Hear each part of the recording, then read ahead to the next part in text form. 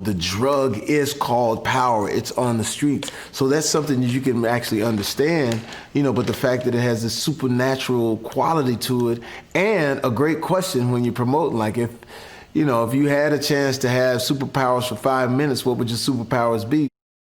This new thing on the street called power, which has just arrived, which is this pill that allows people to have superpowers, which is, I suppose, a really cool and fun thing, and yet, when you look at it from the point of view of a narcotics detective, could be a really scary thing.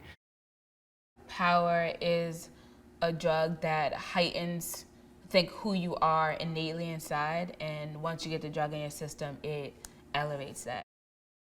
When Biggie takes the pill, he grows and grows and grows and becomes this real imposing figure. That's all that he always wanted. That's his desire.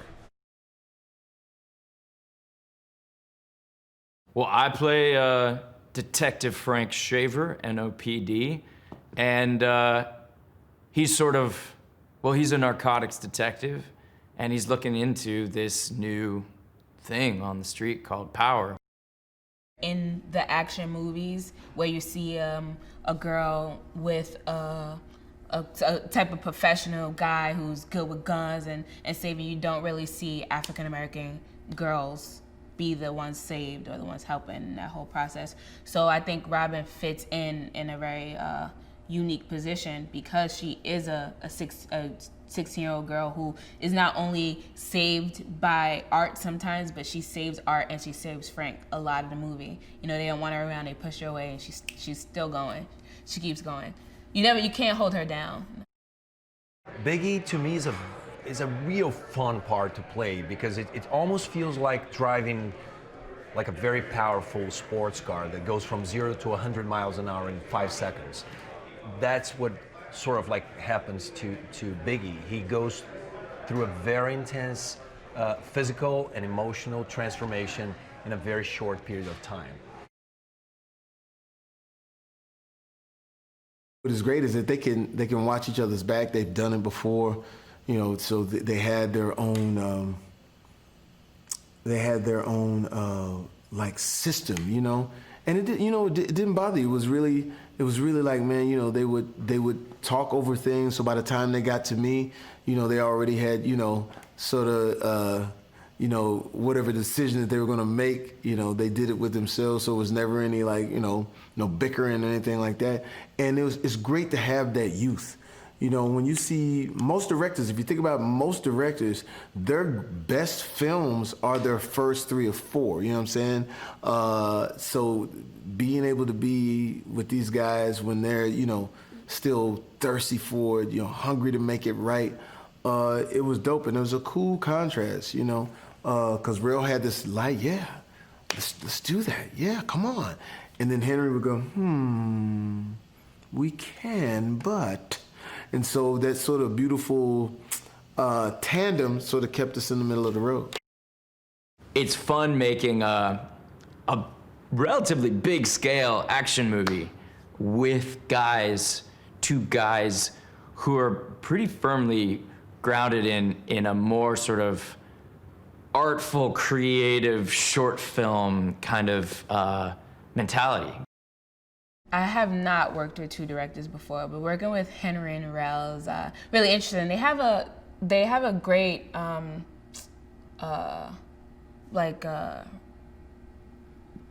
balance. They dance well together. It's like a dance, and they are often on the same page, but they add different steps to it, but it never feels out of whack. My first meeting with the directors, Henry and Rel, it felt like I already knew them for a long time. It was instant connection. They're just really easygoing. We talked a lot about the part, and they seemed to be very open to anything I had to say, and they made me feel very, very comfortable. So it was really a no-brainer.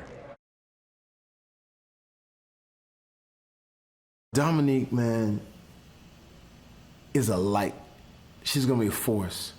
Because she was the backbone of this movie. Everything was sort of resting on her, resting on, how she reacted. Even some of the elements, like being in the rain. We had to do this rain sequence where, she was, almost getting drowned, but to see how her strength and then just the acting chops, the rapping chops. She had a lot on her plate, and she cleared it all.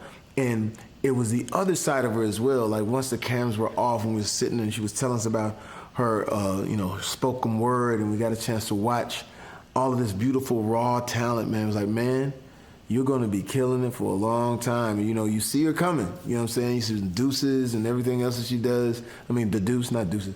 But she's on her way, man, to being a serious force in this business. Don't be surprised if you see that lady on stage, that little girl on stage saying, "I'd like to thank the Academy." Dominique brings an energy to the set that nobody else has, and an authenticity to the character. She really researched it. She really spent time with local kids from New Orleans and really tried to nail the subtleties of the dialect, and really trained to be a rapper, and she just brings that every day to the movie. And she's got a real, she and Jamie have a very special chemistry. She and Joe have a different but just as good chemistry, and it's really fun to watch. They're all just like playing off each other, and whenever there's a scene just between Jamie and Dom, or Dom and Joe, it's gonna be good. I think the Machine Gun Kelly scene was probably the one. And at that point, I was running. They wanted me to do this stunt where I just literally got to run through a door. And the guy with the Steadicam is moving backwards. Man, as I'm running, he bumps the door, and as I'm rolling through, the door swings this way, and I catch that thing right there, gack. So it was some real emotions on there, and it took us a minute to really get that whole scene like that, because I think I had to go get checked and everything like that too after that. There exists a phenomenon called super steam heat, where if steam comes out of your pores when you're sweating was superheated to such an extent it could spontaneously combust. Movie science, yes, but enough for us to latch onto and build mythology, build close-ups, and then ultimately a 5-minute sequence where Machine Gun Kelly and a stuntman are essentially really on fire in a real location for 5 minutes. One of the first things we said to Ivan was, why does CG fire always look bad? And why does it look fake? And why can I tell the difference between real fire and CG fire when CG is so sophisticated, And he said, it's very simple. It's lighting. And it's almost impossible to replicate the effect that fire has on an environment, the lighting effect. And it's even harder to do that when the source of that lighting is supposed to be a character in the movie. So that led us to a very elaborate process for shooting Machine Gun Kelly, the Man on Fire. This isn't like over the top. It's sort of like, it's personal because it's not wearing capes and things like that you normally would see in a big, superhero film. It seems like you can actually touch this. Like when people watch this, they're gonna be like, man, they're gonna be thinking like, I can hear the conversation. What would you be, for 5 minutes? Superpower. I can hear the whole family going over, y'all mess around, be the Incredibles. It's gonna be exhilarating. The action is really creative. There's superpowers in it, but they're unlike any kind of superpowers that you've seen before. It's just a really cool sideways take into that genre. It's Jamie Foxx, who's I think one of our generation's great entertainers. I think the movie is gonna be way funnier than it is on paper. I think Jamie is a he's a comedian, so he brings that to art. And Frank is he's very well, Joe is very fun and warm, but like he brings a edge to Frank that we don't have. So I feel like he's, in some ways, he's gonna be edgier than the Art character. It's a very unusual film. I think it's like it has this really kind of deep, authentic character story at the heart of it, and it also has these totally insane action sequences.